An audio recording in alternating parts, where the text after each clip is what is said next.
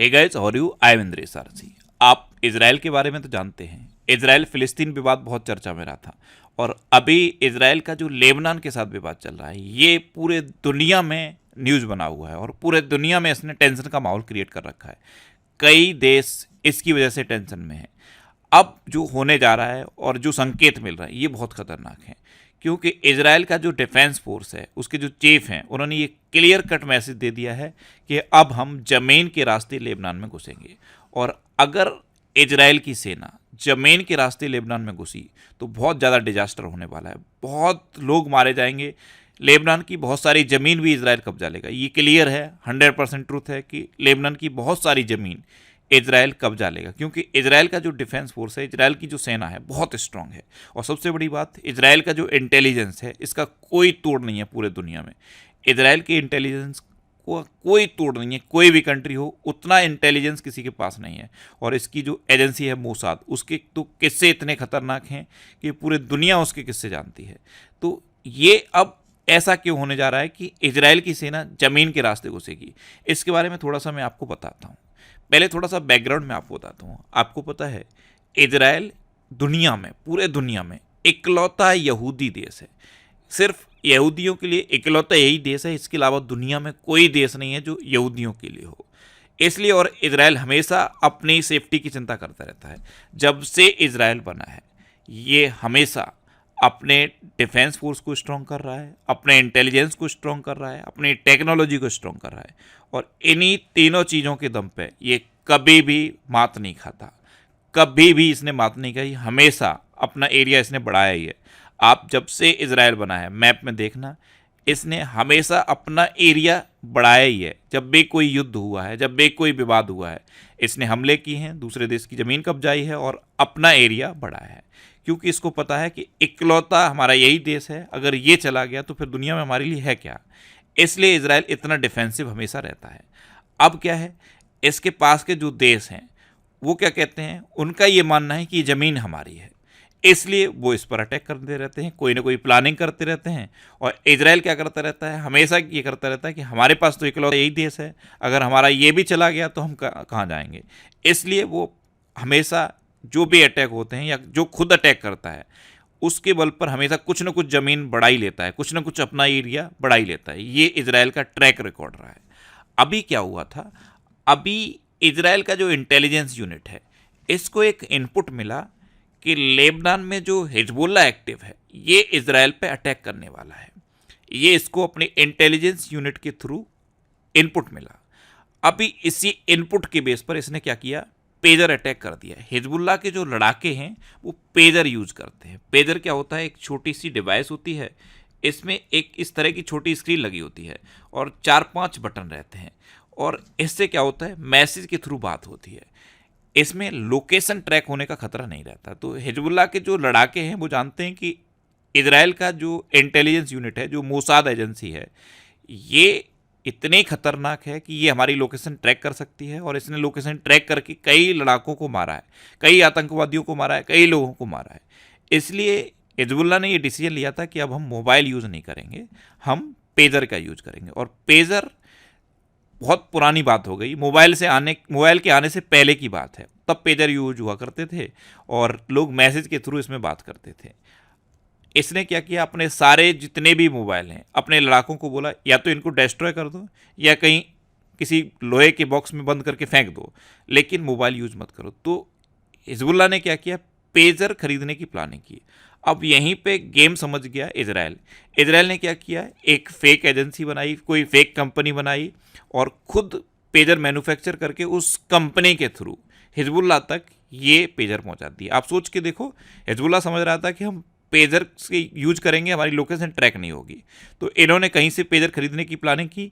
वो company indirect way में Israel ने ही बनाई, और जो पेजर थे वो भी इजराइल ने बनाए, और वो पेजर इनडायरेक्ट वे में उस कंपनी के थ्रू यहाँ तक पहुँचा दिए, लेबनान तक, हिजबुल्लाह तक पहुँचा दिए। हिजबुल्लाह के लोग उन पेजर को लगातार यूज कर रहे थे और इनको कभी कानों कान खबर नहीं थी कि इसके थ्रू भी हम पे अटैक हो सकता है। तो हुआ क्या, जैसे ही इजराइल को अभी जैसे ही इनपुट मिला कि हम पे अटैक होने वाला है, तो ये पिछले 15 साल की प्लानिंग है। ऐसी कई न्यूज़ निकल के आई हैं कि इजराइल ये 15 साल से प्लान करके बैठा था कि कभी हम पेजर के थ्रू भी अटैक करेंगे। पेजर के थ्रू अटैक करने का इनका इतना घातक प्लान था कि जब हमको ज़रूरत पड़ेगी तब हम अटैक करेंगे। तो इन्होंने अभी क्या कर दिया, 20 सितंबर को एकदम से पेजर में ब्लास्ट कर दिए। पेजर में क्या हुआ, लोग पेजर को क्या करते हैं, या तो पॉकेट में रखते हैं, पैंट की पॉकेट में रखते हैं, या फिर जो पैंट की बेल्ट होती है उसमें फंसा के रखते हैं। तो ब्लास्ट हुए, लोग अपने नॉर्मल काम कर रहे थे, कोई सब्जी खरीद रहा था, कोई मार्केट में घूम रहा था, यानी कि कोई बैठा हुआ ही था, और उन पेजर में ब्लास्ट हुए। 3000 के आसपास ब्लास्ट हुए हैं, उसमें सैकड़ों लोग मारे गए। उसके बाद हिजबुल्लाह एक्टिव हो गया। हिजबुल्लाह को लगा इन्होंने तो हमारे बहुत सारे लड़ाके मार दिए, तो फिर मिसाइल से हमले होने शुरू हुए, रॉकेट भी लॉन्च किए गए, इस तरह के हमले बढ़े और टेंशन बढ़ती गई।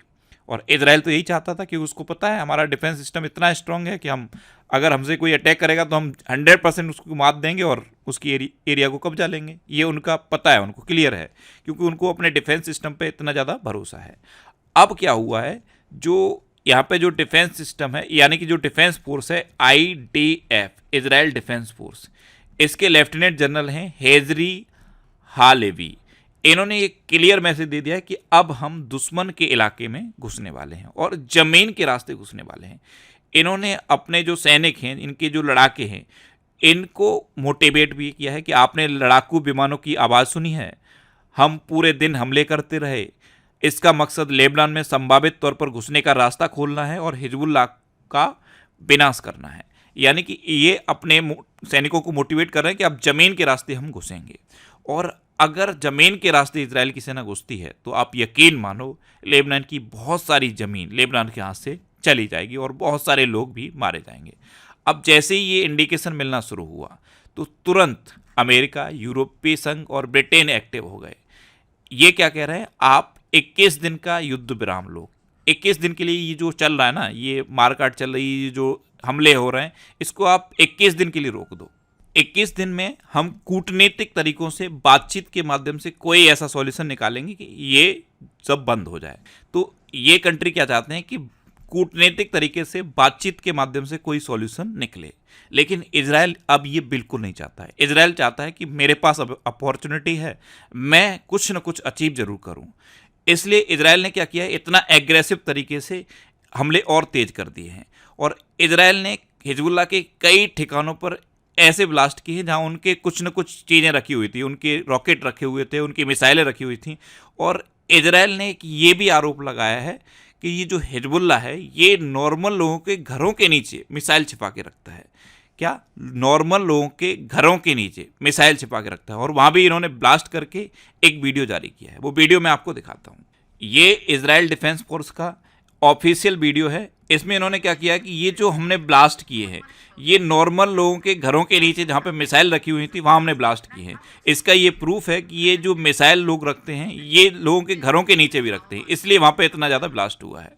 तो ये इजराइल का डिफेंस फोर्स का ऑफिशियल स्टेटमेंट है कि ये जो हिजबुल्लाह है ये लोगों के घरों के नीचे भी मिसाइल को छिपा के रखता है। अब क्या हुआ है, अब फ्रांस भी एक्टिव हो गया है, और फ्रांस हमेशा से लेबनान के सपोर्ट में रहता है, हमेशा से। आप कभी भी देखो, कितना भी पुराना हिस्ट्री निकाल के देख लो, फ्रांस लेबनान के सपोर्ट में रहता है। क्यों रहता है? क्योंकि जब से लेबनान स्वतंत्र हुआ है उससे पहले ये फ्रांस के ही अंडर में हुआ करता था लेबनान। और अभी भी अगर आप लेबनान का कल्चर पढ़ के देखोगे तो वहाँ फ्रांस की छाप दिखाई देती है, फ्रांस का कल्चर दिखाई देता है, फ्रांस के एजुकेशन सिस्टम का वहाँ पे आपको छाप दिखाई देगी। फ्रांस के मतलब जितना भी इफेक्ट वहाँ दिखता है वो फ्रांस का दिखता है।